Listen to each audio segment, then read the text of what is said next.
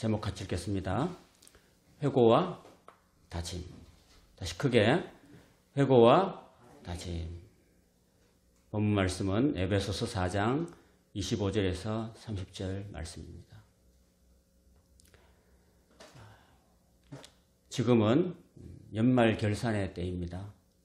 연말 결산이라는 것은 매년마다 1년 단위로 이제 그 한 해를 돌아보고 어떻게 계획을 했고 어떻게 잘 성취를 했는지를 돌아보고 잘한 것은 칭찬하고 잘못한 것을 다시 되돌아보고 또 차기 연도에 대비하는 그런 의미가 있습니다.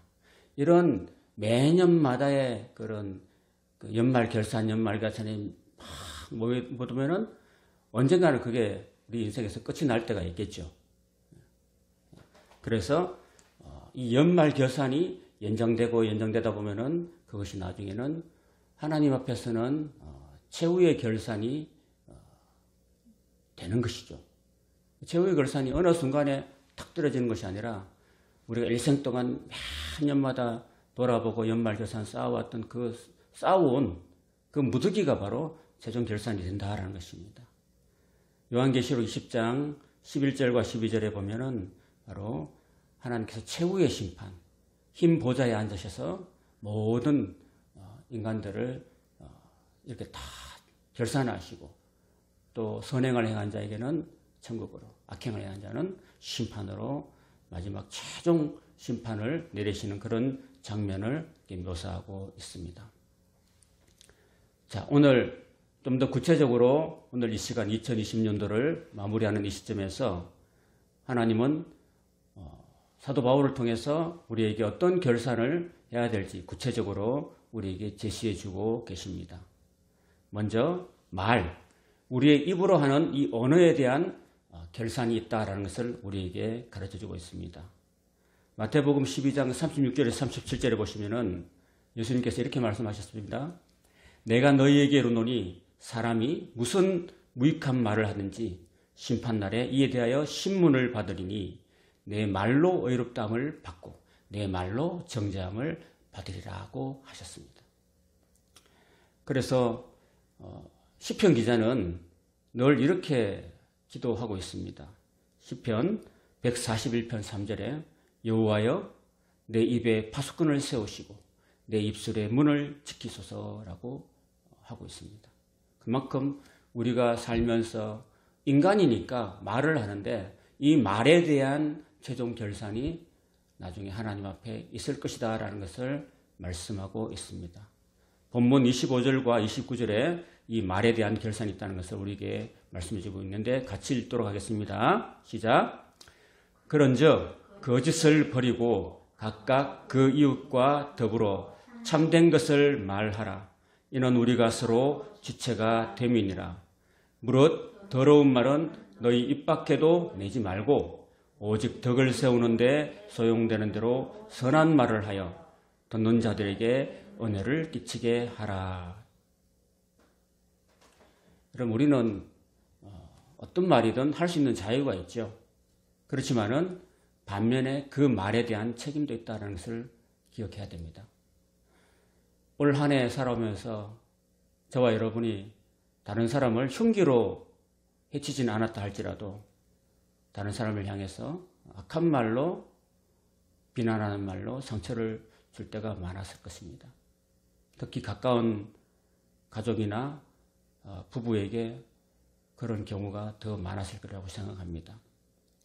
우리가 하나님 앞에 따져보면은 심판을 받을 수 있는 충분한 소지가 있습니다. 그렇기 때문에 저와 여러분들이 이 말씀을 통해서 올해가 가기 전에 또 오늘 하루가 가기 전에 내 가까운 사람들에게 내가 말로서 상처를 주고 말로서 아프게 하고 말로서 해를 가했다면 자신을 돌아보고 반성하고 회개하고 상처를 준 사람에게 찾아가서 먼저 사과하고 용서를 구하는 우리가 될 수 있기를 바랍니다. 카네기라는 사람이 인간관계론이라는 책에서 여러 가지를 저술했는데 그 내용 중에서 세 가지 인간관계 기본 원칙을 말하고 있습니다. 주로 이제 말에 대한 것이죠. 첫 번째는 비난이나 비평, 불평을 하지 말라고 이야기하고 있습니다. 나는 어떤 사람에게 대해서도 나쁜 점을 이야기하지 않는다. 사람들의 좋은 점에 대해서만 이야기한다. 이렇게 하고 있는 것입니다. 그러니까 이 말을 다시 바꾸면은 다른 사람에 대해서 칭찬해주고 또 다른 사람을 비난하기보다는 그 사람의 장점을 인정해 주는 것. 이런 얘기를 우리가 살면서 해야 된다라는 것입니다.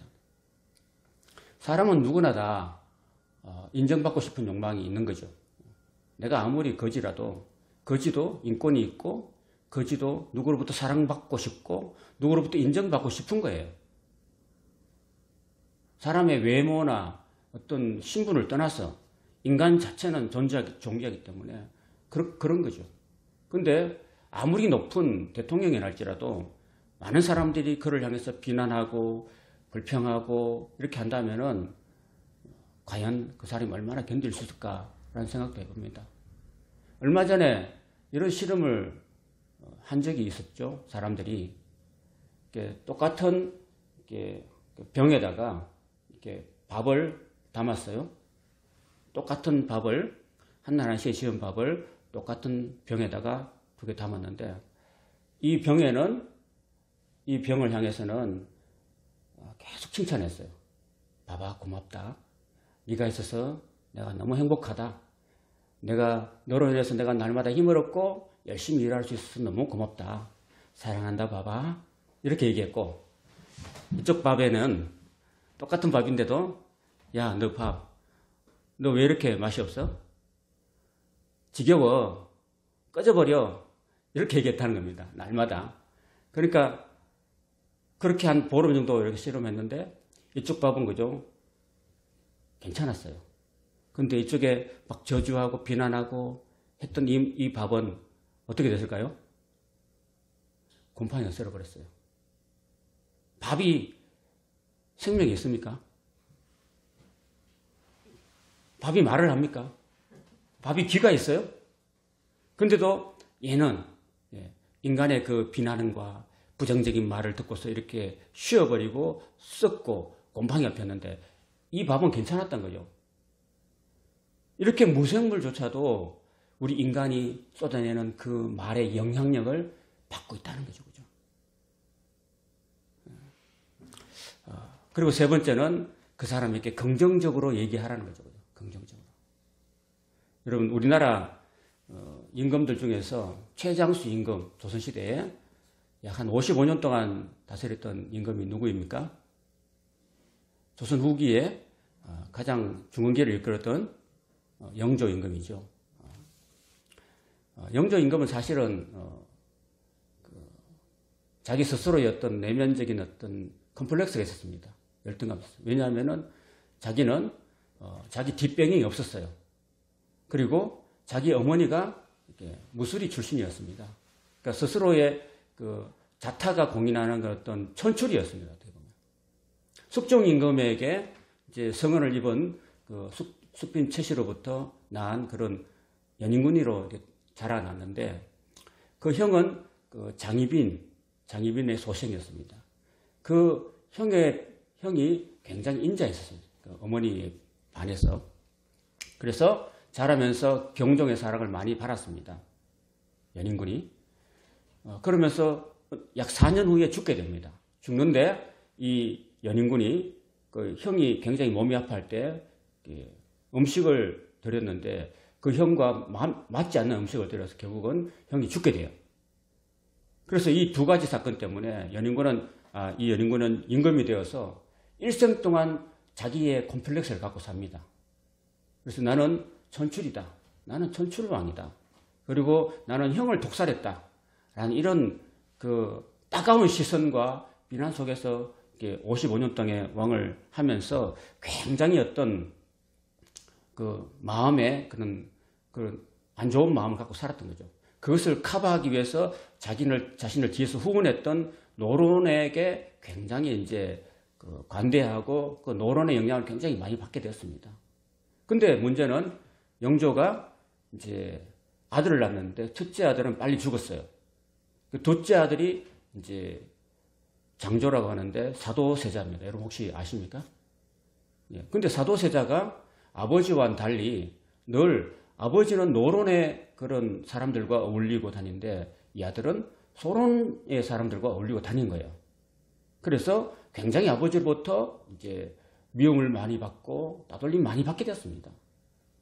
그래서 그 맨날 오면은요, 어릴 때는 굉장히 사랑을 많이 받았는데 자라면서 그런 정치적인 성향 때문에 아버지가 이 아들을 굉장히 타박하고 또 많은 대신들 앞에서 또 비난을 많이 했다고 합니다. 그게 어디에 나왔을까요?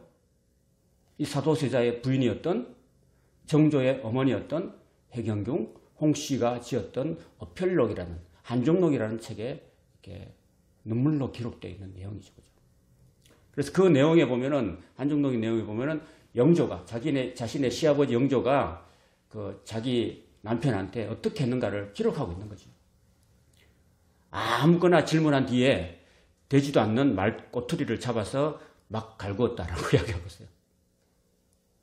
아들이 문안인사를 올 때마다 옷차림 갖고 막 이렇게 막 혼냈다고 합니다. 네 옷차림이 그게 뭐냐고 그랬다는 거죠. 그리고 얼마간 대리청정을 그 사도세자에 시켜준 거죠. 근데 내가 안 끼어들 테니까 네가 잘해봐. 대리청정 잘해봐 해놓고 또 10분도 못 참고 끼어들어가지고 또 모든 대신들 앞에서 그게 무슨 꼴이냐고 막 이렇게 아들을 이렇게 비난했다는 그런 얘기입니다.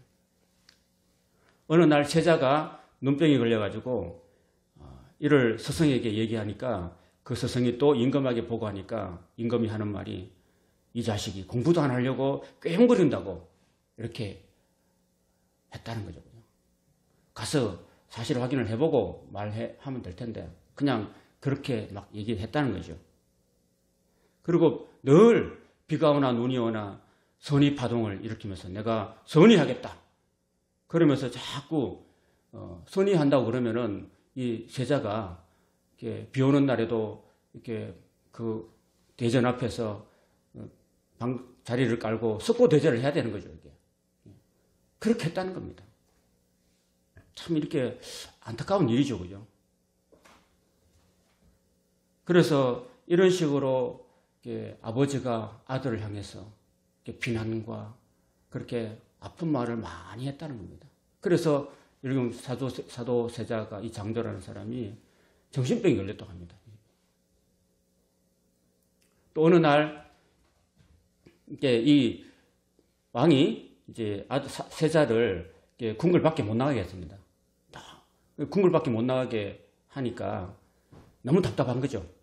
답답해서 어느 날 그 밖에 이제 출궁을 하게 될 때 임금이 영조가 아버지가 같이 세자가 답답해 하니까 같이 나가려고 했었습니다. 그러니까 이 세자가 너무너무 좋아한 거죠. 막 활짝활짝 뛰면서 나도 바람 쐬러 가게 됐다고 좋아하는데 탁 나서는데 궁궐문을 나서는데 투둑투둑 오늘 아침처럼 비가 막 오는 거야.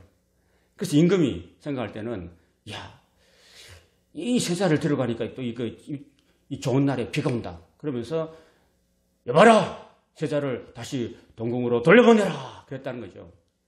그러니까 이 세자가 그렇게 막 기분 좋고 막 활짝활짝 뛰다가 그 아버지의 그 명을 받고 돌아가면서 눈물을 흘렸다는 거죠. 눈물을 흘리면서 자신의 그 정신병이, 심화병이, 월화병이 도졌다는 거죠. 그렇게 했다는 거죠. 이런 아픈 야사가 있습니다, 여러분. 저는 그래서 많은 역사학자들이 이렇게 얘기를 하는 거죠. 그죠? 아버지가 그 모든 신 앞에서 아들을 비난하기보다는 칭찬을 한번 했더라면 어땠을까?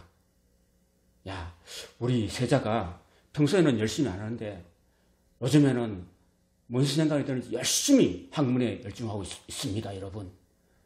얼마나 대견합니까? 그리고 공부도 열심히 해가지고 또 살도 빼고 또 몸도 건강해지고 있는데 참 대견하지 않습니까? 앞으로 내 뒤를 이어서 세자가 훌륭한 군주가 될 것이니 여러분들 많이 지원해 주시기 바랍니다. 라고 대신들 앞에서 그렇게 칭찬하고 했더라면 어땠을까? 아마도 조선 후기의 역사는 많이 달라졌을 것이라고 역사학자들은 그렇게 평가하고 있다는 거죠. 사랑하는 여러분, 오늘 한 해 살아오면서 저와 여러분은 얼마나 아까 카네기가 얘기한 것처럼 얼마나 다른 사람을 칭찬하고 또 다른 사람을 긍정적으로 인정해주고 그렇게 살아왔습니까? 아니면은 비난하고 칭찬에 인색하고 헐뜯고 뒤에서 험담하고 그렇게 살아왔습니까? 우리가 했던 모든 말은 아까도 말했듯이 하나님 앞에 다 신문을 받게 된다고 말씀하고 있습니다. 오늘 이 말씀을 꼭 기억하면서 우리는 거짓과 또 비난을 버리고 참된 말을 하고 이웃을 향해서 덕을 세우는 그런 우리의 언어 생활이 될 수 있기를 바랍니다. 올 한 해는 만약에 내 입술이 좀 거룩하지 못했다면 이 시간 이후부터 앞으로의 내 삶에는 내 입술이 거룩한 삶을 살 수 있기를 축복합니다. 시편 143편의 3절에 나온 기도처럼 여호와여 내 입술에 파수꾼을 세우소서 내 입술의 문을 지키소서라고 기도하면서 항상 순한 마음으로 다른 사람을 축복해주고 사랑한다고 말해주고 칭찬한다고 말해줄 수 있는 2021년도가 되시기를 축복합니다. 자, 그런 의미에서 우리 앞뒤 옆으로 좌우로 사랑합니다 라고 한번 해봅시다. 사랑합니다. 축복합니다. 축복합니다. 예, 그렇게 그런 은혜가 있으면 정말 좋겠습니다. 자, 두 번째는 감정 중에서 특별히 분노에 대한 결산이 있을 것이라고 오늘 본문 말씀 26절과 27절에서 말씀하고 있습니다. 26절과 27절 같이 읽겠습니다. 시작. 분을 내어도 죄를 짓지 말며 해가 지도록 분을 품지 말고 마귀에게 틈을 주지 말라라고 이야기하고 있습니다. 자, 이게 왼쪽 그림에 보면은 누굴까요? 이 돌을 들어서 이렇게 앞에 사람을 치려고 하는데 누굴까요? 가인과 아벨이죠. 가인이 형이고 아벨은 동생이죠. 근데 하나님께서 가인과 그 제물을 안 받으시고 아벨과 그 제물은 연락하시니까 이 가인이 마음에서 분노가 일어난 거예요. 동생에 대한 어떤 시기와 질투와 미움과 분노가 막 쌓이는 거예요. 쌓여서 동생을 어찌할 수 없는 거예요. 동생이 잘못한 건 없는데 동생이 하나님의 내 재산 안 받으시고 동생의 재산을 받으시니까 너무 마음이 상한 거지. 그래서 들판에서 불러내가지고 야 아벨 나 좀 보자 해가지고 불러내가지고 아무도 없는데 돌을 들어서 동생을 미움과 분노로 확 내리쳐서 죽입니다. 자, 오른쪽 그림은 누굴까요? 어떤 사람이 창을 들어서 상대방을 찌르려고 했죠. 이게 누굴까요? 예, 다윗과 사울과 다윗입니다. 어느 날 젊은 다윗이 가는 곳마다 성성장구하는 거예요. 가는 곳마다 다 백정 하는 거예요. 이순신 장군처럼 24전 24성 하니까 그 동네에 그 여자들이 나와가지고 춤을 추면서 다윗이 죽인 자는 만만이요 사울왕이 죽인 자는 천천이다 이렇게 얘기하는 거야. 그러니까 그 말을 들은 임금이 그죠? 야, 내 부하는 만만을 돌리고 나한테는 천천밖에 안 돌리니까 도대체 이게 무슨 꼴이냐? 너무해서 사울의 마음속에서 시기와 질투와 미움과 분노가 일어난 거예요. 그러니까 막 저거 어떡하고 저걸 어떻게 하고 마음속에 이 분노와 미움을 떨쳐버릴 수가 없는 거예요. 떨쳐버릴 수가 없으니까 몇 번을 죽이려고 일생 죽이려고 따라다녔습니다. 어느 날 다윗이 사울왕에게 문안하러 왔을 때 사울왕이 창을 들어서 다윗에게 탁 던졌습니다. 죽이려고. 그 마음속에 미움과 분노가 가득 차서 그랬습니다. 근데 다윗이 워낙 젊고 동작이 빠르니까 날아오는 창을 피했습니다. 안 죽었지만. 안 죽으니까 그 다음에 또 죽이려고 하고 또 죽이려고 하고 군사 3,000명을 데리고 또 온 광야에 숨어 다니는 다윗을 이를 찾듯이 쥐를 찾듯이 그냥 샅샅이 뒤져서 죽이려고 했지만은 하나님께서 사울의 눈을 가려가지고 다윗은 사울을 보는데 사울은 하나님 눈을 가려버리니까 다윗이 안 보이는 거예요. 그래서 못 죽였습니다. 그 마음에 미움과 분노가 가득 차니까 그 마음에 무엇이 들었냐? 사탄이 침투한 거예요. 사탄이. 악령이 침투한 겁니다, 여러분. 그래서 분노하면은 마귀에게 틈을 주고 마귀가 우리 마음속에 틈을 타게 된다는 것을 우리가 아셔야 됩니다. 여러분, 사랑하는 여러분, 올 한 해 지내면서 내가 누구한테 시기하거나 또 누구한테 질투하거나 또 누구를 미워하거나 또 잠을 못 자고 정말 이 우라통이 터지고 분노한 적은 없었습니까? 해가 지도록 분을 계속 품고 있으면은 그 분을 누가 부채질해요? 마귀가 부채질합니다. 활활 타라, 온 걸 다 태워버려라. 이렇게 막 사탄이 부추지게 거예요, 여러분. 그래서 결국은 파멸로 몰아가고 있는 거죠. 사울이 그랬습니다, 사울이. 그래서 막 불타니까 여호와의 영이 사울에게서 떠났다는 겁니다. 원래 하나님께서 사울 왕을 기름 부어 세웠거든요, 왕으로 세웠는데 이 사울이 그렇게 마음에 질투가 가득하고 분노가 가득하고 미움이 가득하고 시기가 가득하니까 그 속에 누가 계세요? 하나님이 계시고 성령이 계시는데 하나님의 영이 내 그 사울에 있으려니까 도저히 불편해서 못 있는 거예요, 도대체. 여러분 마음속에 악한 생각이 가득 차 있고 미움이 가득 차 있고 원망이 가득 차 있고 불평이 가득 차 있고 또 시기와 질투가 가득 차 있다면요, 우리 속에 계시는 성령님이 불편해서 못 있는 거예요. 그래서 어떻게 해요? 떠나시는 거예요, 나한테. 자, 그럼 여기 불이 가득 밝죠? 불이 가득 찬데 불을 꺼버리면 어떻게 돼요? 캄캄해지잖아요. 하나님의 영이 떠나면은 어떻게 돼요? 바로 어둠이 우리 마음속에 임하고 그 어둠 속에 악령이, 악신이, 악한 귀신이, 사탄이 우리를 지배하게 되고 우리를 점령하고, 그래서 우리 마음에 사탄이 들어오면 우리 마음이 평안해질까요?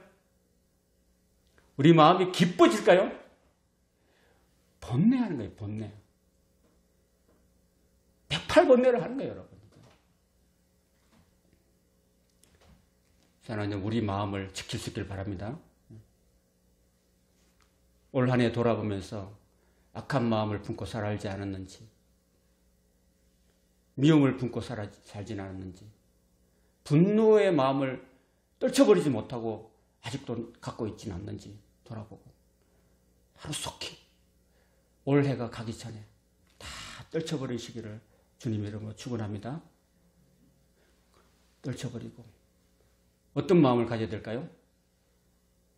예수님의 마음을 품을 수 있길 바랍니다. 예수님은 십자가에서 자기를 향해서 침을 뱉고 조롱하고 창을 찌르는 죄인들, 어리석은 죄인들을 향해서 욕하지 않으시고 대꾸하지 않으시고 하나님 앞에 용서의 기도를 구했습니다. 아버지여, 저들이 알지 못하고 저러하오니 저들을 용서하여 주옵소서라고 용서의 기도를 드렸습니다. 오늘 우리는 이 한 해가 가기 전에 나한테 늘 나를 괴롭히고 나를 해코지하고 나한테 하는 말마다 나한테 바늘같이 비수같이 찔렀던 그런 사람이 있었다면은, 그리고 그 사람 때문에 내 마음속에 미움과 분노가 아직도 내 마음 안에 사라지지 않고 있다면은 오늘 성령님께서 여러분을 도와주시고 저를 도와주셔서 우리 마음속에 있는 그런 미움과 아픔을 다 씻어주시기를, 예수님의 보혈로 씻어주시기를 축원합니다. 예수님의 마음으로. 예수님이 용서해 주시잖아요. 우리가 3년 전인가 우리 교회에서 우리 여수에 배 타고 여행 간 적이 있잖아요. 그죠? 기억나세요? 그때 여수에 가니까 그 여수에 손장한 목사님 기념관이 있었잖아요. 그죠? 손장한 목사님은 자기의 두 아들을 죽인 그 강도를 자기 아들로 맞아들였습니다. 자기 양자로 맞아들였습니다. 보통 사람이면 할 수 없는 일인데 얼마나 그 원수 아닙니까? 원수를 품어주고 자기 아들로 만들어가지고 훌륭하게 키워냈던 사람 아닙니까? 성인 군자 아니겠습니까? 그래서 지금 여수나 순천에 가면요, 교회가 많고 그냥 복음화가 잘 되어 있습니다. 여수 순천에는요. 우리가 사는 이 제주 땅에도 손양아 목사님 같은 목사가 되고, 손양아 목사님 같은 성도가 되고, 손양아 목사님 같은 예수님 닮은 저와 여러분의 삶이 되었으면 좋겠습니다. 그런 은혜가 있기를 축복합니다. 그런 사랑의 마음을 품고 산다면은 이 제주 땅도 많은 사람들이 하나님께로 돌아오게 될 줄로 믿습니다. 2021년도는 사랑으로 제주도를 복음하는 은혜가 축복이 있기를 바랍니다. 세 번째, 물질에 대한 결산이 있다는 것을 우리에게 말씀해 주고 있습니다. 28절 같이 읽겠습니다. 시작. 도둑질하는 자는 다시 도둑질하지 말고 돌이켜 가난한 자에게 구제할 수 있도록 자기 손으로 수고하여 선한 일을 하라라고 말씀하고 있습니다. 잠언 11장 24절에서 25절에 보면은 이런 말씀이 있습니다. 헛터 구제하여도 더욱 부하게 되는 일이 있나니 과도히 아껴도 가난하게 될 뿐이니라. 구제를 좋아하는 자는 풍족하여 질 것이요 남을 윤택하게 하는 자는 자기도 윤택하여 지리라. 아멘. 그럼 구제는 바로 이웃 사랑에 대한 실천입니다. 어려운 이웃에게 내가 가지고 있는 물질을 나 혼자 다 툭하지 않고 나누어 주는 것은 실제적인 사랑이죠. 여러분, 어느 날 한 부자 관원 청년이 예수님께 나와서 이렇게 질문했죠. 예수님, 선한 선생님, 내가 무엇을 하여야 영생을 얻겠습니까? 라고 했을 때 예수님이 앞에는 다 십계명을 다 지키라 했는데 이제 제가 다 지켰습니다 라고 말했을 때 예수님이 하신 말씀이 잘했다. 근데 다만 한 가지 네한테 부족한 게 있는데 네 가진 재물을 다 팔아서 가난한 자에게 나눠주고 나를 따르라. 그리하면은 보화가 너에게 있을 것이다. 이렇게 얘기했어요. 그러자 그 청년은 어떻게 했게요? 자기가 재물이 많은 거로 심히 근심하며 돌아서니라. 그 청년은 십계명을 거의 다 지켰어요.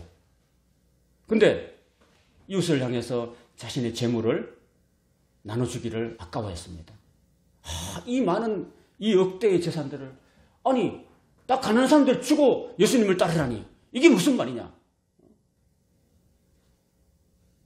그 어려운 이웃들, 코로나19를 당해서 어려운 이웃들도 많은데, 장사가 안 되는 이웃들도 많은데, 그런 사람들을 좀 도와주고 오라는 하는데 안 도와주고 그 물질을 다 안고 어디로 갔어요? 지옥으로 간 거죠. 지옥. 그 물질 다 안고 지옥으로 간 거예요, 여러분. 예수님은 다 버리고 천국으로 오라고 했는데 그 청년은 반대로 한 거죠. 그죠? 그러면서 예수님이 그 뒤돌아서서 고개 숙이고 가는 그 청년을 향해서 이렇게 바라보시면서 제자들을 보고 말했죠. 참, 너희들도 보느냐? 저 청년의 뒤를 보라. 천국 들어가는 것이 정말 어렵다. 부자가 천국 들어가는 게 참 어렵다. 부자가 천국 들어가는 것은 낙타가 바늘구멍으로 들어가는 것보다도 어렵다. 이렇게 말씀하셨어요. 물질을 내려놓는 게 쉽지 않죠. 그죠? 여러분. 정말 물질을 내려놓는 게 쉽지가 않은 거죠. 내가 가진 물질을 정말 내려놓아야 될 텐데 남을 위해서 내려놓기가 쉽지 않은 거죠. 어차피 저는 물질이 없으니까 해당 사항이 없을지도 모르지만은 여러분들이 혹시 하나님께서 여러분들에게 많은 은혜를 주셔가지고 물질이 막 축적되고 그러면은 여러분 막 혼자 안고 가지 마시고 그거를 어려운 이웃들 위해서 나누고 베풀며 살 수 있기를 축복합니다. 아멘. 약속하시겠어요? 하나님이 저한테 물질을 많이 주시면은 내가 다 안고 가겠습니다 하지 말고 내가 그거를 내 주변의 사람들에게, 어려운 사람들에게, 가난한 사람들에게, 아픈 사람들에게 나눠주고 베풀고 구제하며 살겠습니다. 이렇게 기도해 보세요. 하나님 물질 안 주시겠어요? 딱 보고 쟤는 주면은 나눌 수 있는 사람이다. 그러면 하나님이 주시는 거고, 쟤는 줘봤자 지 다 할 것이다. 그러면 안 나눠주는 거예요. 그죠? 내 그릇이 돼야지 하나님 주시는 겁니다, 여러분. 엊그저께 성탄절 저녁에 우리 성도님들 가정을 돌아보고 하시는 일터에 잠깐 돌아보면서 조그만 그런 선물을 드리고 왔는데, 선물 줄 때 더 많은 걸 받고 왔어요, 제가. 어떤 분은 맛있는 과자를 주시고, 어떤 분은 또 김치도 주시고, 어떤 분은 또 책도 주시고 했는데, 책을 주신 분이 계시는데, 방금 다 읽었다고 책을 주셨는데, 그 책 이름이 스베덴보르의 위대한 선물이라는 책을 선물을 주셨어요. 방금 다 읽었다고 주셨는데, 그 책을 이제 제가 쭉 보고 있고, 우리 사모도 이제 금방 읽었어요. 재밌게 읽었는데, 그 책에서는 스베덴보르라는 사람이 57세에 놀라운 경험을 하면서 약 24년 동안 죽을 때까지 이 현실 세계와 천상의 세계를, 연계를 자유롭게 드나들면서 이렇게 보고 경험하고 느낀 점을 이렇게 써놨어요. 거기 보면 성경적인 내용도 있고 약간 또 아닌 부분도 있긴 합니다. 근데 또 중요한 의미를 또 담고 있기는 해요. 그래서 천국에 이분이 얘기하는데 가장 중요한 내용이 뭐냐면은 천국에 누가 가느냐. 또 천국엔 여러분 또 단계가 있대요, 여러분. 천국에는 여러 단계가 있는데 가장 귀한 사람이 있고, 그 다음에 중간 사람이 있고, 천국에도 문간에 또 있대요. 그죠? 근데 여러분 어디 살고 싶어요? 천국 가면 여러분 천국 문간에 살고 싶어요? 아니면 천국 저 귀한 곳에 살고 싶어요? 간다면 문간방도 감지덕지죠, 그죠? 근데 중요한 거는 이제 천국에는 누가 가장 존귀한 자 했을 때 하나님을 가장 사랑하고 이웃을 가장 사랑하고 섬긴 사람이 가장 천국에는 존귀하대요, 여러분. 이웃을 가장 많이 사랑하고 이웃을 가장 많이 구제한 사람, 그 사람이 가장 천국에서 존귀한 대접을 받는다고 합니다. 그래서 제가 성경을 찾아보니까 누가 많은 사람들을 구제했는가 하니까 사도행전에 이 여자가, 사도행전에 죽었다 살아난 이 여자가 있는데, 이 여자가 다비다라고 합니다.